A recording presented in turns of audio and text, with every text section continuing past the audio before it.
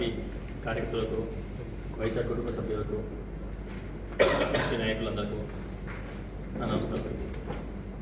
ఈరోజు ఈ press meet ముఖ్య ఉద్దేశం 4వ తారీఖు మన వైఎస్ఆర్సీపీ పార్టీ వెన్నుపోటు దినంగా చేసుకుంటున్నాం. అది ఎందుకంటే మొన్న పోయిన సంవత్సరం జరిగిన ఎలక్షన్స్లో టీడీపీ ప్రభుత్వం గెలిచి రేపు 4వ తారీఖు కరెక్ట్గా 1 సంవత్సరం వస్తుంది. 1 సంవత్సరం కాలంగా వాళ్ళు ఏం చేశారు, వాళ్ళు ఇచ్చిన హామీలు ఏం చేశారు గురించి ఆ రోజు ఏమి చేయకపోవడం వల్ల దాని రోజు ఆ వెన్నుపోటు దినంగా మేము వైఎస్ఆర్సీపీ పార్టీ తరఫున జరుపుకుంటాం. వాళ్ళు గెలిచిన సంవత్సరంలో ఆయన ఇచ్చిన సూపర్ 6 ప్రామిస్ కానీ మొత్తం పథకాలు అయితే 140 పథకాల పైన ఇచ్చారు. అందులో ఒక పథకం కూడా సక్సెస్ఫుల్గా ఏం చేయలేకపోయారు. అదే పోయిన ప్రభుత్వం వైఎస్ఆర్సీపీ ప్రభుత్వంలో మేము చేసిన ప్రామిసుల్లో 90% పైగా అన్నీ నెరవేర్చాం మొదటి సంవత్సరం లోపల. అది అప్పుడు రికార్డు, ఇప్పుడు ఇది రికార్డు. సంవత్సరం ఒక ప్రామిస్ కూడా కరెక్ట్గా నెరవేర్చకపోవడం.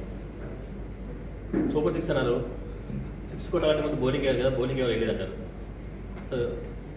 వాళ్ళు చెప్పేది ఎట్లా ఉందంటే ఏం చెప్తారంటే, ఇప్పుడు పథకాలు అమర్చాలంటే చేయాలంటే దానికి ముందు ఆదాయం సంపాదించాలంట, దానికి వ్యాపారస్తులు అందరూ కలిసి సంపాదించి పెట్టాలంట, అప్పుడు పథకాలు నెరవేరుస్తారంట.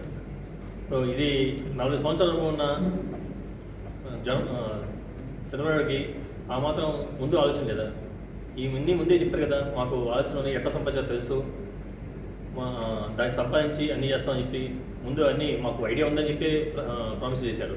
మరి ఎన్నిటిపోయినాయి? ఇది ఇప్పుడు కాదు, ఆయన చంద్రబాబు గారు గవర్నమెంట్ రాకముందు, అంటే ఈ గవర్నమెంట్ సంబంధం లేకుండా ఫస్ట్ ఎమ్మెల్యే నుంచి మినిస్టర్ అవడానికి వెన్నుపోటు చేశారు. ఆ తర్వాత మామగారిని వెన్నుపోటు పొడిచి మళ్ళీ సీఎం అయ్యారు. అప్పటి నుంచి వెన్నుపోటు పొడుస్తూనే ఉన్నారు. చివరికి ఇప్పుడు యావత్ ఆంధ్రప్రదేశ్ ప్రజలందరినీ వెన్నుపోటు పొడుస్తారు.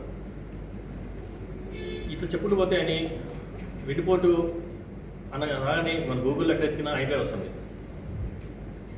మరి ఇప్పుడు ఈ 4వ తారీఖు ప్రత్యేకంగా సంవత్సరం అయిన తర్వాత వాళ్ళు చేసిన ఏవి ఒకటి కూడా చేయలేకపోయారని, దానికి అది జనాల్లోకి మరింత చదువుకు తీసుకెళ్ళాలని మీడియా కూడా దాన్ని బాగా సపోర్ట్ చేయాలని కోరుకుంటున్నాను. ఖచ్చితంగా ఈ వెన్నుపోటు దినాన్ని కార్యకర్తలందరూ, ప్రజలందరూ సపోర్ట్ చేయాలని కోరుకుంటున్నాను. నమస్కారం. ఈ రోజున సత్తెనపల్లి నియోజకవర్గంలో ముఖ్య కార్యకర్తల సమావేశం వైఎస్ఆర్ పార్టీ ప్రేరణ ఇక్కడ చేసుకోవడం జరుగుతోంది. దీనికి సంబంధించినంత వరకు కూడా పార్టీ బలంగా అత్యంత ఉత్సాహవంతమైనటువంటి కార్యకర్తలు కలిగినటువంటి ఈ పల్నాడు జిల్లాలో సత్తెనపల్లి మెయిన్గా ఉంటుంది. ఈ తరుణంలో జగన్మోహన్ రెడ్డి గారు తలపెట్టినటువంటి వెన్నుపోటు దినం, మామూలుగా జనరల్గా ఓడిపోయారనుకుంటే ఇంట్లో కూర్చుంటారనుకుంటారు. కానీ జగన్మోహన్ రెడ్డి గారు ఒకేసారి తిప్పుకుని ప్రజల మధ్యకి రావటం అనేటువంటి జరిగింది. ప్రజా సమస్యలపైన పోరాటం చేయాలనేటువంటి ఒక అకుంఠిత దీక్షతో ముందుకు రావడం జరిగింది. దానిలో భాగంగానే గతంలో ఇచ్చినటువంటి పిలుపులు ఏ రకంగా ఉన్నప్పటికీ కూడా ఇవాళ వెన్నుపోటు దినం అనేటువంటి దాన్ని పెట్టడానికి గల కారణం, ఈ భారతదేశంలోనే వెన్నుపోటుదారుడికి సంబంధించినటువంటి బ్రాండ్ అంబాసిడర్ ఎవరైనా అంటే చంద్రబాబు నాయుడే. దానిలో ఏ రకమైనటువంటి సందేహం లేదు అనేటువంటి కనపడతా ఉంది. దీనికి సంబంధించినంత వరకు కూడా ఇవాళ చంద్రబాబు నాయుడు గారు అధికారంలో రావడానికి, గద్దెనెక్కడానికి పిల్లి మొగలేశాడు.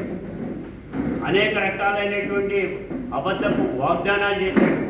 ఆ వాగ్దానాలతో ప్రజానీకం యావత్తు కూడా ఇంకా మరింత మంచి జరుగుద్దేమో అనేటువంటి ఉద్దేశంతో ఇవాళ ఆయనకు ఓటేసి అధికారంలో తీసుకురావడం అనేది జరిగింది. సరే, అదొక భాగం అయితే ఆ హామీలన్నింటినీ కూడా నెరవేర్చాల్సినటువంటి అవసరం ఉంది. వాటిని నెరవేర్చడానికి గాను ఆయన తప్పదాటు వేయటం అనేటువంటిది. ఉదాహరణకి విద్యారంగం, ఈ భారతదేశంలో ఉండేటువంటి ప్రతి రాష్ట్రంలో ఉండేటువంటి అన్ని పార్టీల వారు జగన్మోహన్ రెడ్డి గారి ప్రభుత్వంలో ఈ యొక్క ఫీజు రియంబర్స్మెంట్ ఏంటి, ఉచిత విద్య ఏంటి, ఈ రకంగా ఇవ్వటం ఏంటి అనేటువంటి దాంతో కమిటీలుగా వచ్చి మొత్తం అంతా కూడా వెరిఫై చేయటం అనేటువంటి జరిగింది. ఆరోగ్యశ్రీకి అయితే డైరెక్ట్గా 3,000 చిల్లర పైచిలకు ఉండేటువంటి జబ్బులన్నింటినీ కూడా ఉచితంగా వారి అందరికీ ఇవ్వటమే కాకుండా వారు కనుక జబ్బు చేసినట్లయితే అది హైదరాబాద్లో ఉన్నాయి, మెడ్రాస్లో ఉన్నాయి, అక్కడ కూడా పంపించి చేసేటువంటి పద్ధతి తీసుకుంటామని చెప్పినటువంటి దానిలో జగన్మోహన్ రెడ్డి గారు తీసుకుంటే ఇవాళ విద్యారంగం వైద్య రంగాన్ని కుదేలు చేయటమైనటువంటి జరిగింది. సంవత్సరం అయిపోయింది. సంవత్సర కాలంలో వారు చేసింది ఏంటంటే ఏమీ కనపట్ల. అవినీతి మయంలో కొట్టు మిట్టాడుతుంది. ఎంపీలు ఎమ్మెల్యేలు అందిన కాడికి వసూలు చేసుకుని జేబులు వేసుకునేటువంటి పద్ధతి. చెప్తే సిగ్గుచేటు. ఒక మహిళా ఎమ్మెల్యే ఈ రాష్ట్రంలో కోడి మాంసంలో 5 రూపాయలు ఆవిడకి ఇవ్వాలట. ఆ నియోజకవర్గంలో కోళ్ళు కట్ చేస్తే కిలోకి 5 రూపాయలు ఇవ్వాలట. ఇసుక లారీ ఎడితే ఒక ఎంపీ గారికి డైరెక్ట్గా ఆయనకు వాటా ఇవ్వాలట. నీళ్లు లేదు, మట్టి లేదు, ఇసుక లేదు, భూమి లేదు, యావత్తు కూడా అవినీతిలో ముంచి తేల్చేటువంటి పద్ధతి ఉంటుంది. ఆవంట చేలో మేస్తా ఉంటే దూడలు గట్టి మీద పోయేవి కదా. చంద్రబాబు నాయుడు గారు ఈ 1 ఇయర్లోనే ఓదర కొట్టాడు. అసలు కరెంటు విషయంలో జగన్మోహన్ రెడ్డి గారు తప్పుల మీద తప్పు చేశారు. ₹2.60 కరెంటు తీసుకొచ్చాడు. ఇది మహా గౌరవం న్యారం అనేటువంటి పద్ధతిలో చెప్పాడు. కానీ ఈయన ఏం చేశాడండి, ₹4.90 ₹4 చిల్లరకి డైరెక్ట్గా కొనుగోలు చేయడం బిగించేశాడు. ఇది అవినీతి కాదా? ఈ అవినీతిలో భాగం చంద్రబాబు నాయుడికి లేదా అనేటువంటిది అడుగుతున్నాం. ఇదే కాదు, ఇవాళ ఉండేటువంటి ఈ పరిస్థితిలో జగన్మోహన్ రెడ్డి గారు తలపెట్టినటువంటి దాంట్లో వైఎస్ఆర్ పార్టీ కార్యకర్తలు ఎవరు కూడా నోరు మెదపకుండా ఉండాలని వందలాది మందిని హత్య చేయించాడు. వందలాది మంది పైన హత్య నేరాలు పెట్టడం అనేటువంటి జరిగింది. వేలాది మంది పైన కేసులు పెట్టడం, పరారైపోయేటటువంటి ఇళ్ళు వాకిళ్ళు వదిలేసేటువంటి పద్ధతిలో తీసుకున్నారు. అంటే మేము చేసేటువంటి అవినీతిని ఏ ఒక్కడు ప్రశ్నించకూడదు అనేటువంటి పద్ధతిలో తీసుకుంటే బంతిని అంత పెట్టి కొడితే అంత పైకి లెగుస్తుంది అనేటువంటి దానిలోనే వైఎస్ఆర్ పార్టీ కార్యకర్తలుగా జగన్మోహన్ రెడ్డి గారికి సైనికులుగా వైఎస్ఆర్ కార్యకర్తలందరూ కూడా తిరుగుబాటు చేశారు. కాబట్టి ఇవాళ ఈ వన్నిపోటు దినానికి లక్షలాది మంది ప్రజానీకం ప్రతి నియోజకవర్గంలో కదులుతారు. కదిలి ఈ ప్రభుత్వం యొక్క అంతు చూస్తారనేటువంటి కూడా చెప్తా ఉన్నాం. కారణం ఒకటే, సంవత్సరం అయింది, సంవత్సరంలోనే అప్పుడే తేలిపోద్దా అని అంటారు. సంవత్సరంలో అమ్మఒడి లేదు, గోరుముద్ద లేదు, లేదంటే కనుక పిల్లలకి ఇచ్చేటువంటి ట్యాబులు లేవు. అదే కదా వైద్యానికి సంబంధించినటువంటి హాస్పిటల్స్కి అయితే డబ్బులు కట్టి తర్వాత చూద్దాం, డబ్బులు కట్టితేనే చేస్తామనేటువంటి దాంట్లో ఇవాళ తీసుకునేటువంటి దీంట్లో చేస్తూ ఉన్నారు. రాష్ట్రాన్ని అప్పుల మయంగా చేస్తున్నాడు జగన్మోహన్ రెడ్డి గారు. 14 లక్షల కోట్ల రూపాయలు అప్పులు చేశాడంటారు.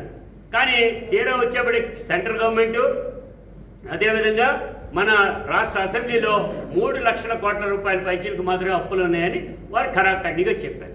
కానీ ఏది 5 ఏళ్లలో. కానీ ఇవాళ చంద్రబాబు నాయుడు గారు 1,46,000 కోట్ల రూపాయలు అప్పు చేయడం జరిగింది 1 ఇయర్లో. ఇది దాని అర్థం ఏంటి? ఈ అప్పుల ఊబిలో ముంచి తేల్చేటువంటి పద్ధతిలో ఇవాళ చంద్రబాబు నాయుడు గారు తీసుకునేటువంటి పద్ధతి కనబడుతూ ఉంది. మనందరం చూసాం. నేను ఎప్పుడూ కూడా చూడలా. అడ్వకేట్గా చెప్తా ఉన్నా, కోర్టులోకి వెళితే, విజయవాడ కోర్టులోకి వెళితే కనుక అన్నీ కూడా గంజాయి కేసులే. అంటే అంత విచ్చలవిడిగా బయటికి రావడం అనేటువంటి జరిగింది. పోలీసులు కనుక అంటే నియంత్రించేటువంటి కట్టడి చేసేటువంటి పద్ధతి లేదు. ఒక ఆఫీసర్ అంటాడు డ్రోన్లు పంపిస్తానంటాడు, వాటిని అరకడతానంటాడు. ఇంకొక ఆయన పొలాల్లో తిప్పుతాను, ఆటోమేటిక్ ఎక్కడున్నాయో అన్నీ కూడా తీసుకుంటాను. తెలీదా? పోలీసు వ్యవస్థకి తెలీదా? ఎక్కడ గంజాయి పండిస్తున్నారో తెలీదా? ఎక్కడ ఏ రకమైనటువంటి రవాణా జరుగుతుందో తెలీదా? తెలిసి కూడా వాటిల్లో వాటాలకి వెళ్ళేటువంటి పద్ధతిలో ఆఫీసర్స్ ప్రజానాయకులు కలిసికట్టుగా చేస్తున్నారు. కాబట్టి గంజాయి విస్తృతమైనటువంటి పద్ధతిలో ఇవాళ ఈ రాష్ట్రంలో హెల్త్ ముందుకెళ్తా ఉంది. హోంమంత్రి గారు అంటారు, ఓ మాట మాట్లాడుతా, ఏం మాట్లాడుతుందో తెలీదు. ఏది మాట్లాడినా అవకల మోడల్లో డైరెక్ట్గా తీసుకొచ్చి జగన్ గారికి ఆపాదించడం బిగించేస్తారు. ఏది చేయలేకపోయినా గత ప్రభుత్వం చేయలేకపోయింది, అప్పులు చేసింది ఈ జగన్ గారు వలన అంట. నేను ఒకటే అడుగుతున్నా, జగన్ గారు వల్ల చేశారు కాబట్టి ప్రజలు కనుక మీకు పట్టం కట్టారు. మీరు చేయరా? మీకు దమ్ము లేదా? మీకు చేత కదా? మీ చేతగాక ఏమంటారు? ఆలోచనలు చేస్తాం, ఆలోచనతో క్రమంగా వచ్చేటువంటి ఆదాయాన్ని తీసుకొచ్చి సంక్షేమ పథకాలు చేస్తాం అంటారు. ఇది ఎంతవరకు న్యాయం అండి? నీకు ఇచ్చినటువంటి పట్టం కట్టి ఇచ్చినటువంటి కారణం ప్రజానిగా మంచి చేస్తామని. అందుకని ఇవాళ ఈ ప్రభుత్వంలో అవినీతిలో కూరుకుపోయి అస్తవ్యస్తమైనటువంటి పరిపాలన అందించేటువంటి దానికి వ్యతిరేకంగా ప్రజలకి వెన్నుపోటు పొడిచావు కాబట్టి బ్రాండ్ అంబాసిడర్గా ఉండేటువంటి నీవు గతంలో పోల్చినటువంటి గతంలో కూడా చెప్పున్నాం, పీజీ సీటు కావాలన్నా ఎంఫిల్ సీటు కావటానికి నీ పక్కనే సీట్లో ఉండేటువంటి వాళ్ళ స్టూడెంట్నే వెన్నుపోటు పొడిచి ఆ సీటు సంపాదించావు. ఎమ్మెల్యే కావడానికి, మంత్రి అవడానికి, ఏకంగా ముఖ్యమంత్రి అవటానికే మామకే వెన్నుపోటు పొడిచావు. ఇవాళ ప్రజానీకానికి యావత్తు కూడా వెన్నుపోటు పొడుస్తున్నావు. కాబట్టి తస్మాత్ జాగ్రత్త అనేటువంటి పద్ధతిలో జగన్మోహన్ రెడ్డి గారి పిలుపు మేరకు ఈ రాష్ట్రంలో ఉన్నటువంటి 175 నియోజకవర్గాల్లో పూర్తి స్థాయిలో పెద్ద ఎత్తున ఉవ్వెత్తున సాగేటువంటి వైఎస్ఆర్ ప్రభంజనం ప్రజానీకాన్ని కలుపుకుని ముందుకెడుతుంది. ఈ ప్రభుత్వం యొక్క తీరుని ఎండగడతామని కూడా ఈ సందర్భంగా కూడా తెలియజేస్తా ఉన్నాం.